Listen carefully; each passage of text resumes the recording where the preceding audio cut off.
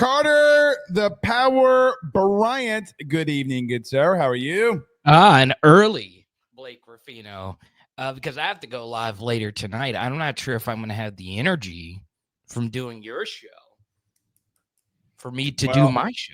Well, you're blaming me, but I heard that you had a couple of lemony twangs last night at your mom's birthday. We did have a wonderful birthday. Shout out KB, the big 6'5", but let's go, Mama Bryant. Let's go. Yeah, Mama Bryant. We threw it down. No, you want to know what's funny? So she is she's a huge fan of sweets, but she's also diabetic. So had to cut the tiniest sliver of cake. Her A1C and all that stuff was really good. So I had to take the cake away from her, and that's like, oh no, dude, the look on her face. It was so much fun to throw this party for her, and then to watch her sad face as the cake had to leave. And I gave it to you. I feel bad. We can't do that. I mean, we got to splurge. Yeah, I know. But Blake, it is good to see you on this glorious Tuesday, man. Tell Mama Bryant that she needs to go on carnivore for about 90 days, and then she can have a piece of cake. Yes. I'm not carnivoring now, but I'm still mostly carnivoring now. So just eat healthy, baby. That's all we need to do. Great life decisions.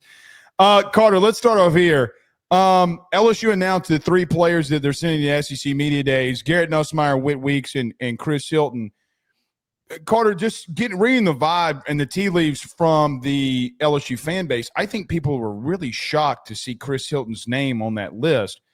I got to tell you, dude, him getting the Freak of the Week last week when Jake Flynn announced it, you talk to anybody on that staff, Carter, I don't know if Chris Hilton, God willing, stays healthy. I mean, that's all that they can talk about. Some people told me that there was a race last week inside the indoor facility, and Chris Hilton beat everybody.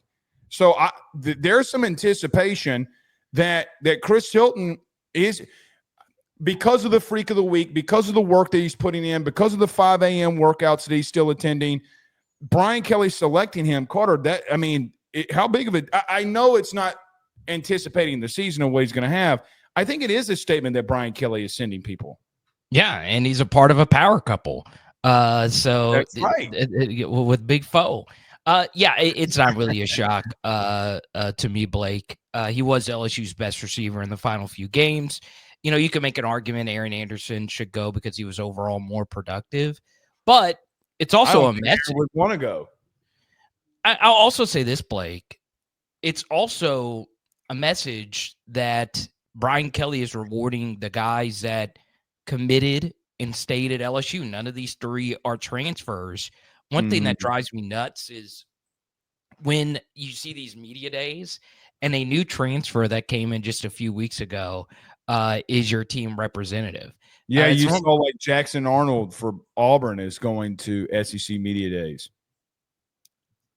Exactly.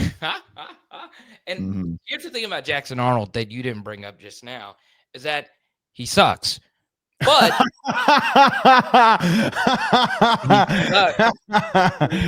damn, he is Lee. Yeah, he's not good. Now you could expect a year 3 leap, but he does suck. I don't know what's going on at Auburn. But I love Cam Coleman. I think Cam Coleman's the second best receiver in the SEC.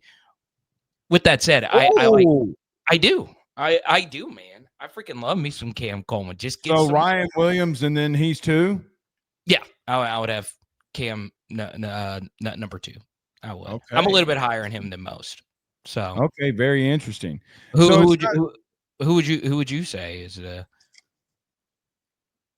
It's tough. It gets tough. Here's the problem. I haven't sat down and gone through it. The problem with Cam Coleman that you could make would be just the simple nature that he has shown nothing on film. Not like some of these guys, right? I think that would be the biggest thing. I'd have to think about that for a minute. I don't know off the top of my head.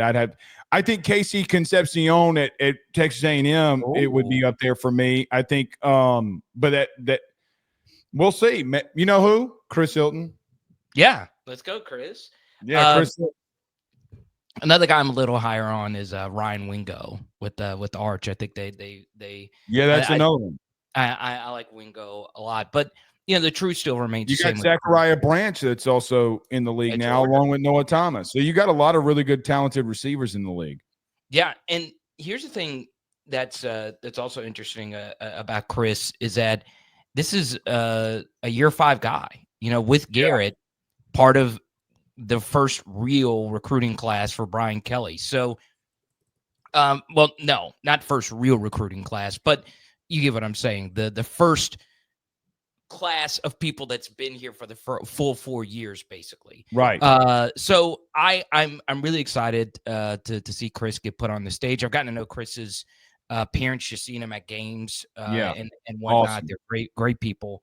Mm-hmm. And I'm for it. I am. But Whit Weeks isn't a shock. I think he's the best defense player on the team. And then obviously Garrett is Garrett. So really excited to see what they're going to say next week. SEC Media Days is here.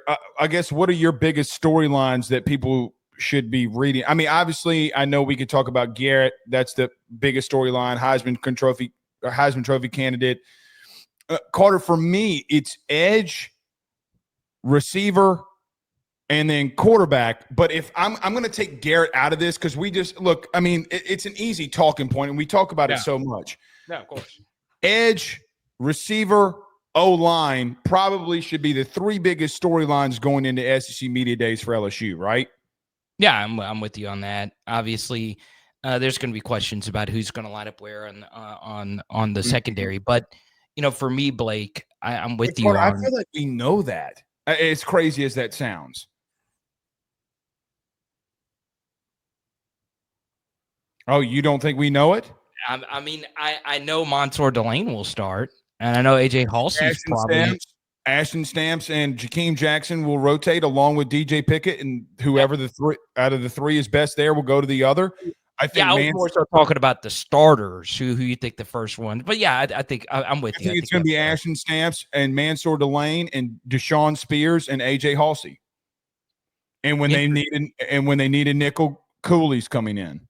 So you think Spears? Yes. Jumps Gilbert. Without a doubt. Without a doubt. I heard that Deshaun Spears, people were secretly kind of like giddy over his offseason. As they should be. Because, as a true freshman, he did have some flashes, and he's a top 100 recruit. Rangy. Yeah. Very rangy.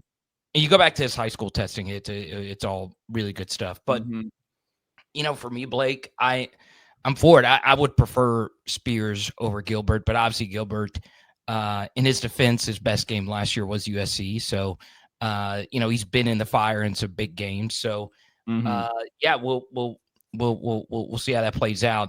And then obviously, Blake, to me, the big thing from SEC Media Days is more so like macro stuff. What is Greg Sankey going to say about the playoff alignment? We saw Brett Yormick talk about the 5-11 versus 4 whatever, and then the 4-4-2-2-1. Yeah, and then the thing that I think will be grilled the most from the national media, or at the very least it should be, and I would really like every single head coach to be asked this question.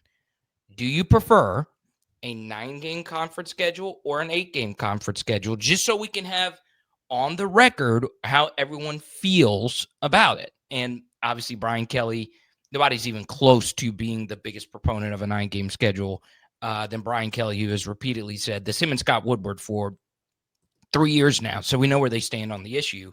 I would be interested to see what everyone else says. And then the last thing, Blake, is the media poll. Now, I understand that not many people think the media poll means anything, right? Yeah, I know the Big 12 got 17 first-place votes last year. Right. Oh, was it 17 or was it 17 or was it 3? I thought it was like 3. Oh, I thought it was 17. No. It's not. Because 109 people voted last year. Oh, I thought it was way more than. I'd have to go back and okay, go back and look at it. I remember like 109 or 110 people voted, and like there was 17 votes. Maybe it was like Vandy and somebody else, and it was 17. Right, but I do think, and I do value consensus. Right, so you have all these different media organizations and people from these 16 SEC schools that are in SEC Media Days. Mm-hmm. And all their opinions together gives us a good consensus ranking of how they feel going into next season. So I'm always interested with that poll to see how they feel about LSU going into next year. Pat Smith reported that new metrics are expected to be utilized for the upcoming college football playoff. Multiple sources have told Pat Smith that refined metrics involving strength of schedule are expected to be presented next month. So it is interesting to see what Greg Sankey says on that. I do anticipate that he's going to go 5-11 model. Pat Smith also says now we'll see if that moves the needle for the SEC 9-game conference schedule. Carter, here's the problem with that. The SEC still had the strongest strength of schedule a season ago with 8 games. Why would they move? I don't think that they'll move. Nor, again, we've had this debate before, nor do I think that they should.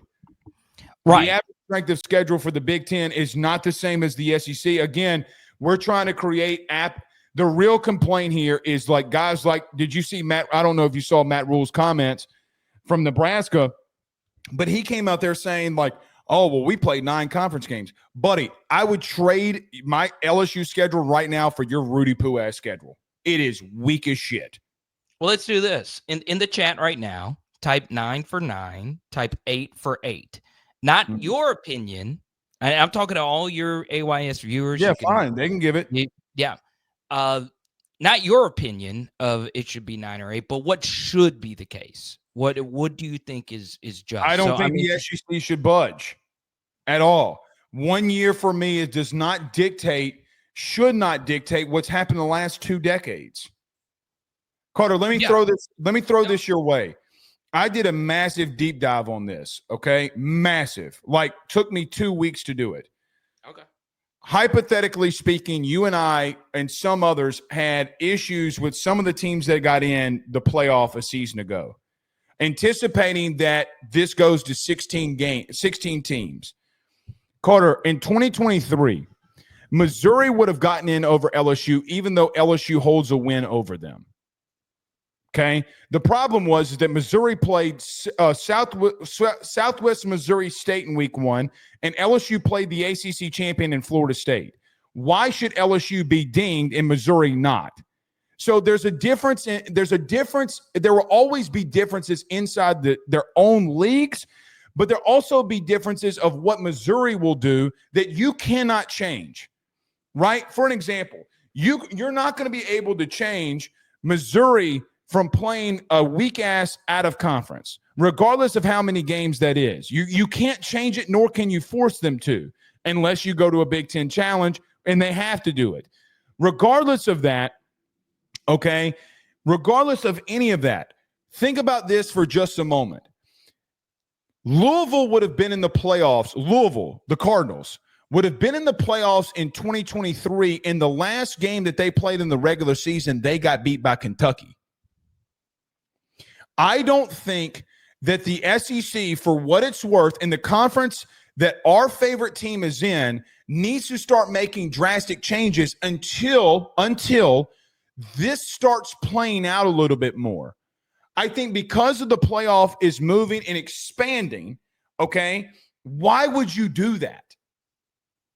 The Big Ten wants – there's no – right now, I'm not saying ever. I will concede this. I'm not saying ever. If there is a metric where they do the 4-4-2-2-1 plus 3 model, fine. Go to 9 because it doesn't matter, right? You have 4 automatic spots. It doesn't matter. But the SEC isn't wanting to go to that. Neither is the Big 12 or the ACC. If you're doing the 5 plus 11 model, or if you do that model and there's 16 teams and there's 11 at-large bids, there's no reason for you to go to 8 games, and there's certainly no reason for you to do some of the things that you want to do. There's no way, because, again, Louisville gets in. There's no way that you can justify some of these actions of what Louisville faces versus what the SEC faces. It is not – and Carter, I don't care that Louisville gets to play North Carolina and LSU's got to play Bama. Like, it doesn't change anything for me. They lost to Kentucky. The on-field results have to happen. Now, Carter, in 2024, here's a hot take, and I know we play them in week 1. I don't think Clemson deserved to be in the playoffs. Okay. They lost to South Carolina. So what? One team had one more loss than they did. So what does that matter? Your record does not indicate who you are. It doesn't. Right. For example, I'm letting you finish. Go ahead. For example, the teams that had the same record in the Big Ten and the SEC last year was Rutgers and Florida. Who's the better team? Right, but that's a slippery slope. It's not a slippery slope when one of them faced 3 playoff teams. 3. They faced off 3 of the SEC opponents. So you get to a point where if I'm Florida and my natural rival is Georgia and I got to play Florida State out of conference and I got all these different teams that I got to play in my schedule and out of the schedule, why would I do that? It makes no sense for half the league. None. Yeah, okay. No, it doesn't, but it also doesn't make sense for every other league to play 9 conference games if that's the case. If your barometer is, well, we need to do what's best for the SEC. Well, the Big Ten and all these other school or conferences that play 9, they would say, look, it's best for us to go to 8. Go do it. Yes. Then you have a really watered down college football product because you lose those extra games, which for the Big Ten, that's 10 better games that you lose. I disagree with that. The Big Ten and the SEC came up with an agreement to face off in the Classic every week 1 moving forward. Yes. And wouldn't it be better if you had an extra SEC game? No. Yes, it neutrally. Carter. Neutrally. So neutrally, as a neutral observer, would you prefer that? Sure, but we're not neutral observers. If you go to the 4-4-2-2-1 model, I agree with you. Yes, give me the other game. The problem is that in the realistic world of all of this, we can play neutral and hypotheticals all day long. Yeah. It's not about the Carter, you faced off against 7 ranked opponents last year. 7. Like, I 7 of the 12 games that you played, more than half are against ranked opponents. You're getting that every year. By the way, you do the Big Ten Challenge, you're doing it. Some of you are doing 8. No. I cannot get past. Everybody wants better product. Brother, guess what you're doing with an expanded playoff? You're getting when you expand, the better product goes to more towards the end of the season instead of Ohio State losing to Michigan being the death knell to them. Yeah, and it should be the I agree with you. It should, but when you expand and when you continue to expand, it's where you're at. Yeah, and that's more the point for there to be better games. And the thing that you miss, Blake, is if you only play 8 conference games per year, you are avoiding so many more difficult matchups that some teams are able to avoid altogether. For instance, all 3 of the SEC teams that made the college football playoff last year, none of them have to play LSU. None of them, right? If you go to a 9-game conference schedule, LSU loses to all of them probably. Maybe not Tennessee. Right. But that's the thing. You don't know if LSU is not going to beat at least one of them, right? one extra conference game evens things out. Like, it wasn't even like Tennessee had a worse strength of schedule than most teams in the Big Ten last year. Not Indiana, not SMU, not Clemson. Well, it depends what strength of schedule metric you want to use. Carter, everybody's under the same strength of schedule metric. No, but I'm not saying the official strength of schedule metric, but that's why is that all that matters. That's all that matters, that the SEC had a higher strength of schedule, even Tennessee. I'm talking about Sports Reference, right? That has years upon years upon years of data. They say the Tennessee schedule was around a Big Ten, bottom half Big Ten schedule. Carter, and we know that that's dog shit. I don't because know that. Indiana, no, we do. Because Indiana's schedule exists. Carter, yes, we do. Go look at Indiana's schedule. Yes, we do. They face off, Carter, they face off against 3 teams that were above 500. Three. And you're trying to come in here and convince, you're trying to come in here and convince me that they had a tougher strength of schedule than Tennessee. It does not exist. SMU faced off against 2 teams in the regular season that went above 500. 2. They lost to one of them. I'm with you on SMU. I'm with you, and I'm with you on Indiana's schedule being weak, but you're acting like all the SEC schedules are equal. They're not. They're not. With an extra conference game, it gives you more schedule equity amongst the other teams in the conference. It is unfair. You're never going to have equality. It's not possible. Yes, I understand that. Wholeheartedly. Fighting for equality in sports, in fighting for schedules, when you had a team that was 107th in strength of schedule, makes 0 sense for anybody in the SEC. 0. But tell me this. Could Indiana have done something about Michigan having their worst season in the past 5 years? Could Tennessee have had an issue with one of the Alabama not having Nick Saban? You're making my point. Because Tennessee's schedule would have been massively different if they beat Alabama with Nick Saban at the helm, which they, by the way, they did 3 years ago. But so my overall, and we can move on to a different subject. My overall point is it's not the fact that Tennessee made the playoff, or it's not the fact that their schedule was less or more difficult than Indiana's. It's that Tennessee's schedule was way easier than that of LSU's schedule.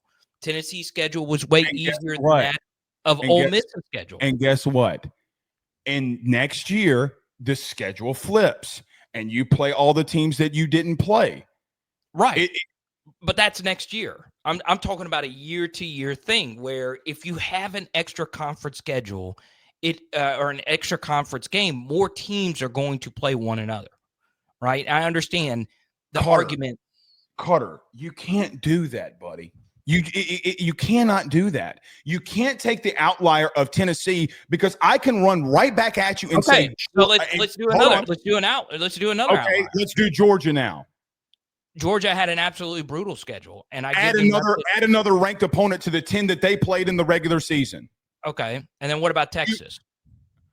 Add another one. They faced off against Georgia twice. Yes, and they did not play South Carolina. They didn't. Did they play? But they played Vanderbilt, who beat Bama, and Rutgers didn't go into Ohio State and beat their ass. I know. Sorry, there was nothing Texas can do that DJ Lagway got hurt and they played a walk-on. Yes. We can play the what-if games all we want. And then did Texas play Ole Miss last year? No, they didn't. But again, none of that is remotely close to being equal to Indiana only facing off against 3 teams with a record above 500. And by the way, that's the metric that we're carrying right now. The metric is not about the SEC trying to battle against the SEC. The metric is SEC going up against the Big Ten. All right. The metric is never and has never been in reference to the 9 ever, has never been in reference to this, in reference to the SEC trying to go what's equal in the SEC. You got to look beyond that, because literally, there's only so much that you can do unless you go to an all SEC schedule. And then you still are missing teams. Yeah, you're still missing 4 teams. You got to get to a place, though, Carter. By the way, Indiana lost 2 of those games. 2. And we all came out here. Majority of people came out here and said, hey, they're 10-2. And who did they lose to? They lost to Ohio State. They lost to Ohio State. They lost to Notre Dame. Notre Dame. Who was the? And that's it. Did they not have 3 losses? No, they only lost to Ohio State. Okay. So 1 team above 500. No, 3 teams above 500. They beat Michigan and they lose to Ohio State in the regular season. They play Notre Dame in the playoff and they lose. Yeah, so 2 of the 3 teams that are above 500, they're getting their asses whooped in. It's not the same as Tennessee going up against 9-3 Bama. I'm sorry, it's not. There's not. Yeah. There was. What would you say was Tennessee's second best win last year? Florida, probably, considering the fact of what Florida did down the stretch. Yes, and then when they played Florida, what was the final score of that game? I think they went in overtime and they won. Yes. Okay. Mm-hmm. And then in all the other games that Tennessee played last year, how do you think they performed? Carter, guess what? I can do that same shit. Hold on. I can do that same shit with Texas, who beat Vandy by 3. And that more proves my point. Is that proves the point of what? That I get to go up against Florida or Rutgers. No. Equal. Because, Blake, if you win close games every week, like both of those teams, well, more so Tennessee than Texas, like they did last year, games that were 1 possession going into the 4th quarter, right? Those games oftentimes are coin flips, right? You add 1 extra conference game, that game probably will not go in your favor, right? So for Tennessee and Texas to avoid playing some of the better SEC teams, where Ole Miss and South Carolina and Alabama and LSU had far more difficult schedules than those 2 teams, I do think Texas was better than all those teams, but Tennessee I would consider to be at their level, if not worse than all those teams. I just think going to a 9-game conference schedule, you don't have these schedule inequities like you had last year. And you'll see it again this year, where if 66% of the teams that make it to the next step, which is a college football playoff, have inferior schedules to the other teams in the conference, you need to do whatever it takes to try and make it more equal. And a 9-game conference schedule would do that, while at the same time making the product better for the viewer. I don't want to see Alabama beat down on Norfolk State, and that would take one of those games off the radar. That is good for everyone. I would agree with you. I would agree with you if Nebraska. Let's pull up Nebraska's schedule. Hold on. Yeah, I'll look at it. Nebraska football schedule. Let me ask you this. Would you rather face off against Cincinnati, Akron, Houston Christian, Michigan, Michigan State, Maryland, Minnesota, Northwestern, USC, UCLA, Penn State, Iowa, or go look at what Texas has or Tennessee has and tell me that you wouldn't rather do this schedule versus theirs? So we're talking about last year's schedule. No, that's this year's schedule. Okay. For Nebraska. Carter, they still have Florida. They still have Alabama. I mean, I'm not gonna say that. Again, you're fighting for equality inside the SEC, and what everybody that wants to go to 9-game conference schedule has got to realize: it's not an SEC fight. It's not. You're going to miss teams out in the playoff like you did a year ago if you go to 9 conference games. It's the bottom line in expansion. Sorry, I know that you want better product. You will miss on more. Carter, again, I cannot. That's an undisputable fact. that theoretically, I'm with you. Okay, then you're telling these teams like Ole Miss, Alabama, and South Carolina a year ago, who, by the way, South Carolina beats Clemson, to add another game. You can say that that's fair for Tennessee. You can say that it's fair for Texas. Where it beats the shit out of everybody else is what if LSU gets Georgia at the end of the year? What if South Carolina? No, it's not. Because South Carolina, no, it is not. South Carolina does not go through the same things that the teams in the Big 12 do, because they only have 3 teams that are worth the flying shit in the Big 10. Oregon, Penn State, Ohio State. That's it. That's it. So you don't think Michigan?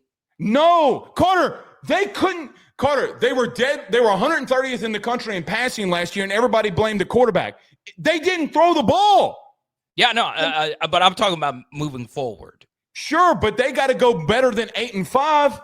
I mean, you got to put some respect on Illinois' name. You don't think Illinois was a good football team last year?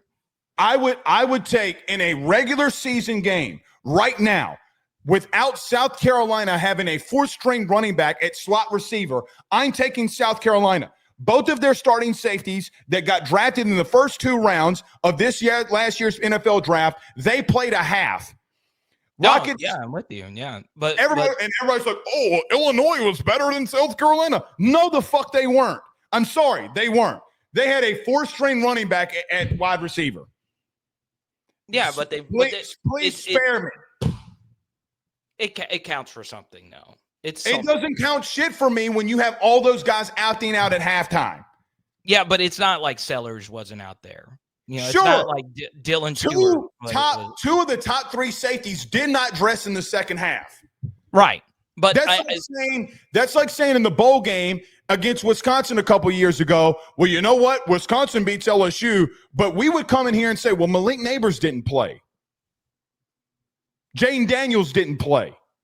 Oh, yeah. Yeah. I mean, yeah, of course. But my major point, I didn't know we were going to go. I didn't either, but you look what you did. I didn't do anything. I love lively debates. I love getting into heated arguments and all that stuff. Yeah, but here's the good thing. You and I can still be friends after a heated debate. Most people can't. So this is what I'll share with you, Blake. Some inside baseball, because you're sure. You're very well connected, but I'm no Ross Dellinger or anyone like that. What I think will happen is the SEC will get some extra moolah to go to 9, right? And if that were to happen, I believe the SEC would want the 4-4, 2-2-2, whatever model, and they would do the play-ins. So stupid. Yeah, I'm not a fan of that. So stupid. And what's really weird about it is the play-in idea was that's a whole other stupid idea. Right. So the 3-6-4-5 play-in idea was actually brought up on my channel 2 years ago by a USC writer named Matt Zimick. He was like, "Hey, you should do this," but his wasn't a 3-6-4-5 kind of model. But if you do that, ESPN and the SEC makes so much more money, like a ridiculous amount of more money, and that's what it's ultimately going to come down to. And basically, and here's the thing: in that model, this is what you would have had. Okay, just throwing this out there to you. You would have had South Carolina, Alabama. You would have had Ole Miss. You would have had LSU. That would have been along with Texas and Georgia. Okay, playing for the SEC championship game. That would have been your model. Now do the ACC and now do the Big Ten.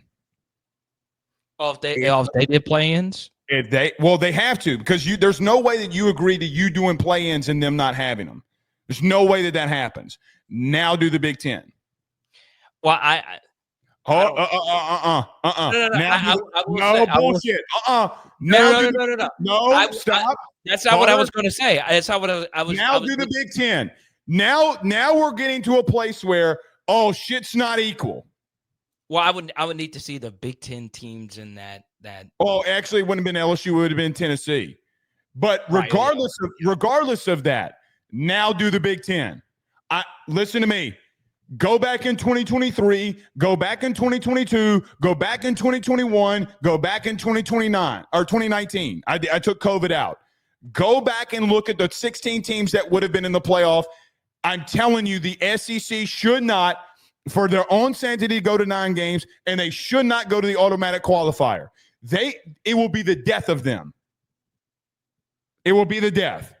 Oh, I think death. That's it will be the death because in 2020, what do you mean by death? As in they will get eradicated off the planet? No, but what would happen is that teams like Ole Miss, South Carolina, and Alabama, who go up against 7 out of 12 ranked opponents. Carter, let's look at Nebraska for just an example. They face one. Yeah, they face one ranked opponent going into the season. Who next year they play? They play yes, 2. One. Two. Michigan. I'll give you Michigan. 2. Again, you got to start creating shit equally. And that's what I'm doing, but just inside the own SEC. And here's the thing. But you can't. But you can't. And if you get 4 automatic qualifiers in the Big Ten, which is what you did a season ago, damn near, with Indiana, it's a death knell to you. Carter, I guarantee you this on God's green earth. I don't think it's a death. I don't think it's a. Ole Miss destroys Indiana. They destroy him. I don't give a shit what anybody tells me. Indiana went up against 2 teams that had a winning record that they lost to. Carter, they got abused up front. They got their asses torn the fuck up. And you get into a situation where I'm supposed to tell Ole Miss, hey, you know what? Indiana's got to play Dookie Water State, and you got to go up against Bama. Good luck. Right. So Ole Miss would also be, if we know what we know now, would have been a 7-point favorite over Tennessee as well. There you go. In your own conference. There you go. In your own conference. But I'm willing, because Tennessee has got to next year turn around and have an absolutely brutal schedule along with Texas, I'm willing to say, hey, it was their luck of the draw this season. But you know what it wasn't? For Texas, do you think that they would have wanted to face off against Georgia twice? No. Yeah, but the second is a SEC championship game. It's different, right? You can't do it. And look, it's most everyone agrees with you, Blake, that it should stay at 8. And I will also say the SEC would be smart to stay at 8 if your goal is to get as many teams into the Isn't that the goal? It's not my personal reason why I watch college football. No, it's not my goal. Carter, we cover LSU, and we got to watch out what's for the best interest of LSU. And I'm just going to tell you, come next season, you got Texas and Georgia on your schedule.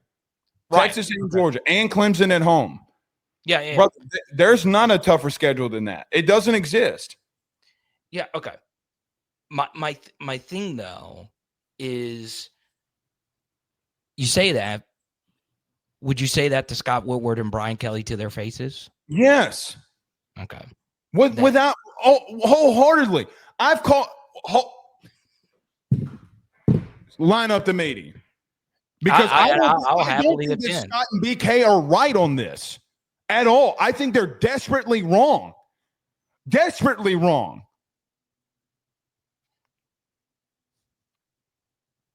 It's bold. Carter, how about this? You haven't made a playoff since Joe Burrow's been here. Maybe you should listen to other opinions.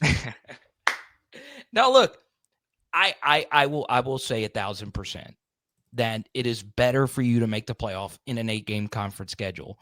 Every even simple mathematical argument all the way to an analytical mathematical argument to an actual football argument would say that, right? Right. But that's all I care about. For me, and this is my most controversial opinion, and I get yelled at Twitter about it. I don't have as many Twitter followers as you, but I don't give a shit about the playoff. I just don't. Like, Ooh. do I care for LSU to make the playoff and win national championships? Sure, but I only care about that for LSU. Now, when Tennessee made the playoff, I made a lot of money because I covered Tennessee and they blew my stuff up. But I care about what makes college football great, which is its regular season. And I am more interested into what makes the college football regular season better. And what would make the college football regular season better is if I had one extra game for us to enjoy on college campuses. And by going from an 8 to a 9 game conference schedule, you allow how college football was originally played, which is mostly decided on a week-to-week basis. You allow that schedule to have more equity in who the actual best teams are. And that is my main goal, is making the college football regular season the absolute best it can be. I will concede I will concede every single argument imaginable that an 8-game conference schedule makes it easier for you to go to a college football playoff and that the playoff makes more money and all that stuff. I just don't give a shit. I just don't. One undeniable fact, though, is that a 9-game conference schedule would make the overall viewing product better, especially for the better schools. You would get more marquee matchups. Who it really hurts is Arkansas and Kentucky and Vanderbilt. Those schools really hurt if they go to a 9-game conference schedule. Not really. It hurts everybody. Carter, it hurts everybody. Yeah. And guess what? Man the fuck up and get past it. That's okay. And look, hold on. Being a man is not going into a lion pit, okay, scared of the lion. Going into this situation is the Big Ten going in there with a Rottweiler and you got a full male lion. It's a difference. Sorry. Nebraska's schedule is fucking weak. That goes around the entire Big Ten. Carter, go back and look this up. Ohio State didn't face a top 50. Hold on. Ohio State didn't face a top 50 offense for 7 straight weeks. 7. Yeah. It's not their fault, though, that Washington and it's not the SEC's fault that they got a fuckload of good teams either. Yeah, but would you consider Tennessee an elite team? No. But Carter, this is elite. Okay. So being a good team is making a playoff. Being an elite team is what this man did behind us. Yeah, okay. So I will also say this. I think you are devaluing a little how bad the Big Ten was at its bottom. And I think next year, the bottom half of that conference will be better than what it was this year. Carter, go back until 2019. No, they're not. No, they are not.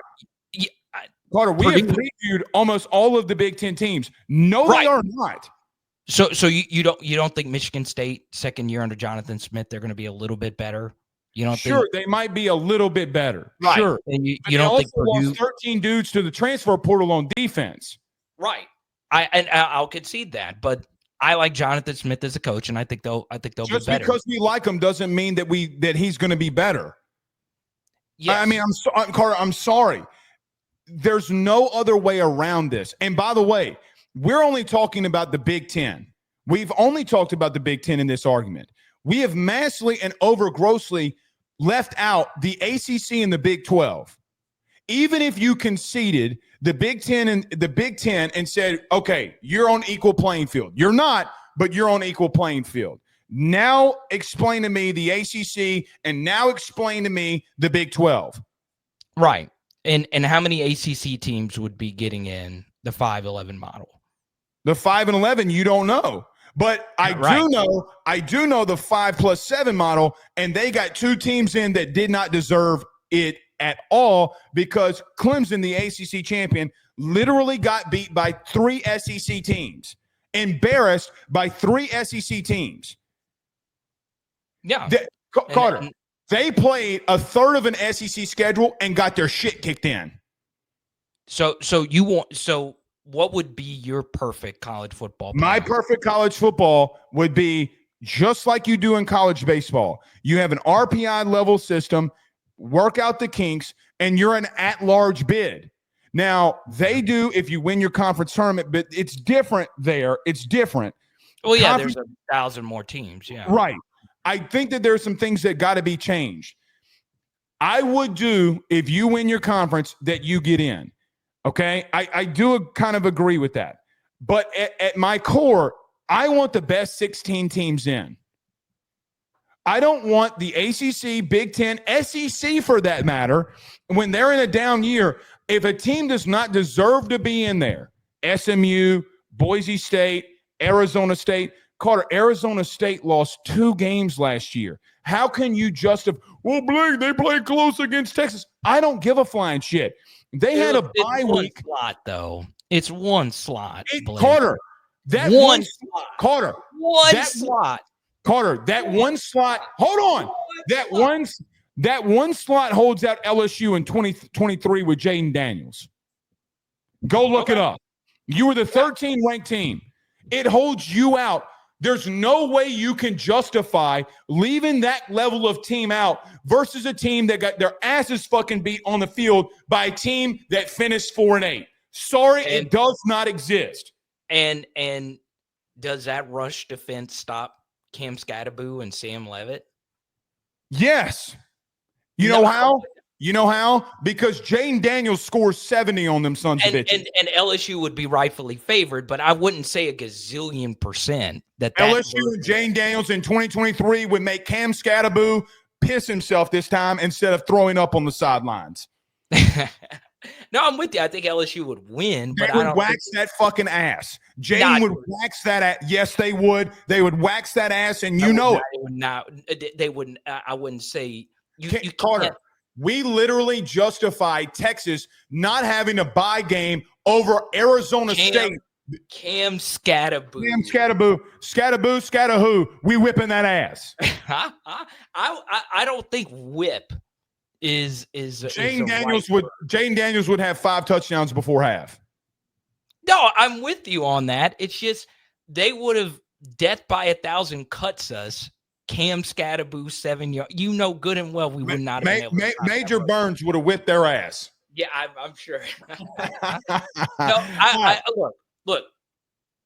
In a 16-team format or a 12-team format, I'm fine with giving less than 10% of the field one conference slot that justifies the existence of that entire conference. I don't get. Then you know what you do?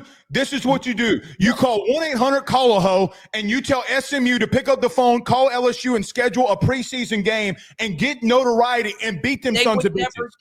Blake, it's one slot to justify Mississippi State of an entire conference. One slot. One slot. Hold on. Slot. Can I checkmate it? Let me checkmate it. In a game where it took a 4th and 13 to beat Arizona State. Carter. You got to give them one slot. Give them Carter. Stop with the equality and listen to me. Arizona would have been in the playoff a couple of seasons ago. They lost to Mississippi State. Arizona. The Wildcats and Jeff Fish, they would have made a playoff. Yeah. Okay. They lost to Mississippi State. Yes. And guess what? No. Okay. Jaden Daniels put his nuts all over that Bulldog face, and Malik Neighbors came alive. That's one game, Blake. I don't give a shit. Literally, Mississippi State beats the shit out of Arizona, and then LSU sits on the outside looking in because of equality.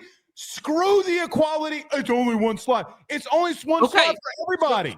So look, the funny thing about that is if that were the case, and let's just say Arizona State does not get into the field, all right? Who would you put in? Who would you put in? Would you put Alabama in there?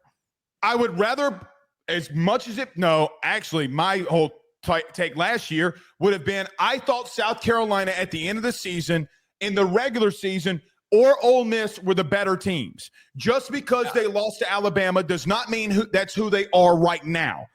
You cannot justify to me, it's unjustifiable that we're just allowing one little slot from the group of 5 team.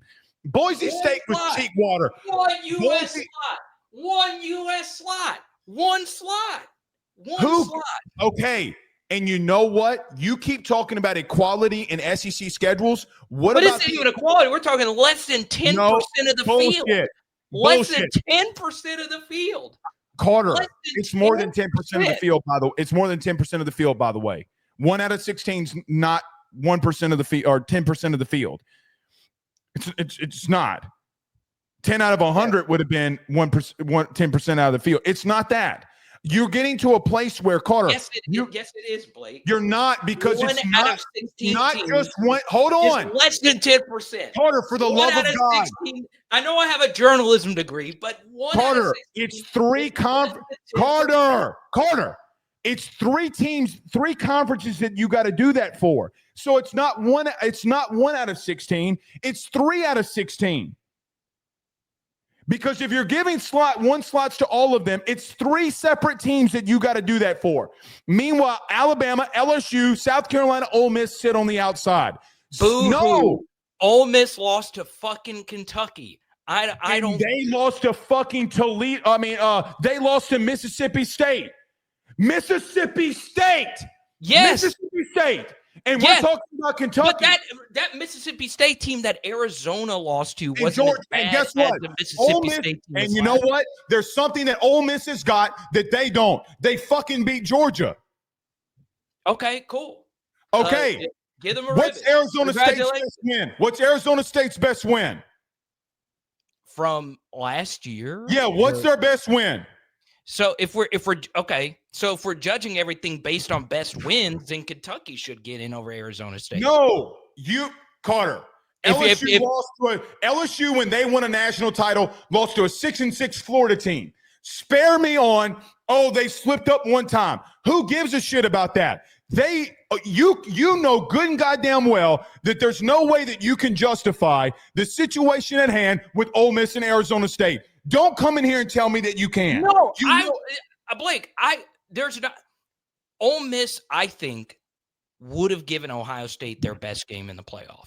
I think Ole Miss was a phenomenal team. BYU was Arizona State's best I think they were the best SEC team.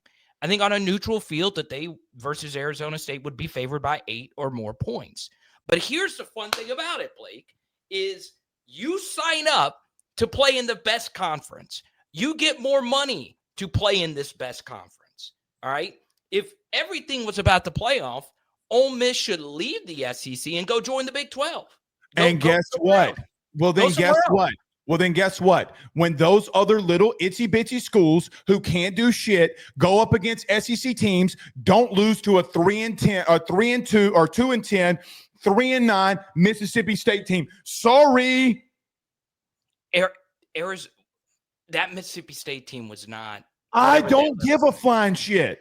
And by the way, that game was lost on the road in overtime, where Tenatoria McMillan's foot barely went out of bounds. I don't care. It was a close loss, and you're over here, Carter. Wins and losses to you must not matter. What? Wins and losses must not matter then. Because if you're doing that, you're allowing Clemson to Your argument is the exact opposite of that. Your whole argument it literally isn't. It's literally looking at a team like Clemson who got their shit kicked in by 3 SEC teams, and you want to justify to me it's only one slot. It's not only one slot. It's never only going to be one slot. And you got South Carolina. How you tell me this? How does a 10-3 Clemson team and only got to 10 wins because of a ACC championship game? Clemson and South Carolina were 9-3 at the end of the year. Clemson lost to South Carolina, and you're saying it's only one slot. The problem that you have here is giving that team one slot when that South Carolina team is on the outside looking in, and we played the game on the field. Yes, and you're talking about one random end-of-season rivalry game. I'm not saying that it doesn't count. Ole Miss's loss to Kentucky is one random game inside the conference. You can't do that. And that's the brilliance of it. Is God bless if Ole Miss wanted to make the playoff, not only look, they could have lost to Kentucky. Don't choke versus LSU. I thought we were coming in here to talk about SEC Media Days. And by the way, they didn't choke against LSU. They beat LSU. Because they beat LSU, let's not go there. Let's not go there. They beat LSU. Garrett Nussmeier did not get blindsided. He didn't. And by the way, they lost. I was talking about Ole Miss, but okay. All right. But LSU had more. Would you could see that LSU had more points than South Carolina? Yeah, they did have more points. They shouldn't have.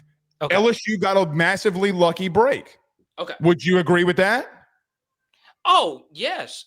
LSU was a very lucky team when it comes to post-game win expectancy. We should have been 7-5. Ole Miss. We should have been 7-5. No, I'm with you. Per post-game win expectancy, sure. Yes, absolutely. I thought we were going to come in here and have a great old time about SEC Media Days. No, but that's part of it. That's the discussion. Look, I make a good chunk of money on the SEC channel every year during football season. There it is. That's the reason you want 9 games. There it is. Look, it would make everybody's life a lot better. No, it's all about Carter's life. See, found No, it is not. No, it is not. There it is. All right. Dude, Your Honor, are you ready to decide on the case? Yes, I am. Carter's only about the money. I'm only that's me. That's it. Look, here's what I would say. All right, and this would be my final thing about this whole ordeal is that it's going to get taken to a gazillion miles out of context. I do care about the playoff. I do. But that's not what made me fall in love with college football. It's the regular season. It always will be the regular season. The regular season, if you were to go by actually exciting and competitive games, you get so many more of those, in particular compared to these playoff blowouts that we get every year. I will agree that Ole Miss, I think out of all those teams that were in that SEC bundle right there, I think they should have gotten in over South Carolina and Alabama. But the beauty of it is Kentucky last year, with only one conference game, was relevant in the grand scheme of things. They won in that epic upset over Ole Miss, thanks to Berrien Brown, future LSU first-round pick. Well, I'm not that high on Berrien Brown, but I think he's going to be pretty good. So, damn, you're not that high on him? Not first-round pick, but I think he's going to be really good. By the way, quickly, yes, no. Have you played EA Sports College Football 25, 26? I actually did not purchase it because I'm working on a new YouTube project, and then all my time is going to that. It's not even sports related. I can't believe it. So I said until I make that channel bigger than Logan Paul's, because sports, you can build a big sports following, but you got to branch out. And I went and I tested every single chicken nugget. I did. It's a tease. Who's got the best chicken nugget? You will never believe this. Wendy's. No. I already guessed it. No, it is not. It's Wendy's. Not. Well, I don't want to spoil it because the video is so good. I've worked on it. All right. How about this? Don't tell me what was the biggest surprise in your chicken nugget quest.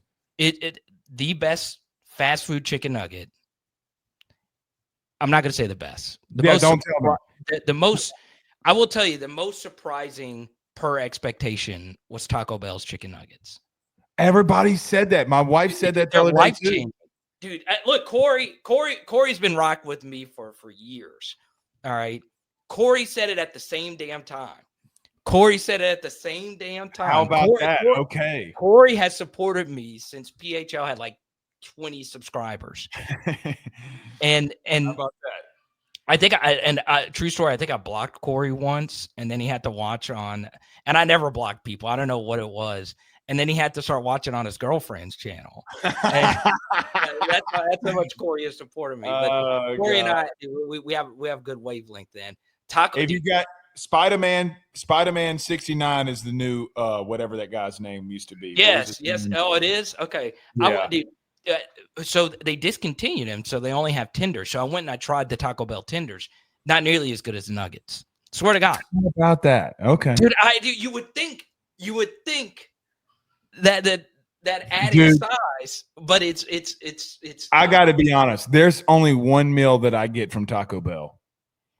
Oh, let me guess. I already know what you are. What is you're a Crunchwrap Supreme guy. What is it? I get 2 chicken or steak quesadillas with a side of quesadilla sauce on the side. Wait, you get you animal? A side? Yeah, I'm a dirty fucking dog. Yeah, do you I don't check. I never go to Taco. Well, since I've lost all the weight, I haven't. Dude, can I tell you what I had? Can I tell you what I had the other day that fucking slapped? Was I had a croissant from Burger King when we were in Omaha. Ham, egg, and cheese croissant, bruh. Talk about slapping. And I don't like ham. You talk about slapping, son. I love it. Because I've lost 120 now. I haven't eaten fast food, but I'm telling you, I don't go to Taco Bell. Okay, but let me ask you this: who has the best before I get out? Because I just looked. I didn't know we were on here for this long. I have a show in 20 minutes. Okay, let's go. Your favorite chicken sandwich is from where? Oh. And by the way, while you answer, I did unblock Corey. I've never gone back to unblock somebody. I've blocked like 5 people in my chat historically. And you've got to do really bad stuff for me to go out of my way to block your ass. I think I did unblock Corey, but I remember his girlfriend would show up in the chat, and I'd be like, "Who?" That is really funny. I got to go Popeyes. Yeah, dude, I got to go Popeyes. The craze was worth it. Dude. I never liked the regular. I like the spicy. Yeah, I like my chicken sandwich like I'd like my women, Latina, spicy.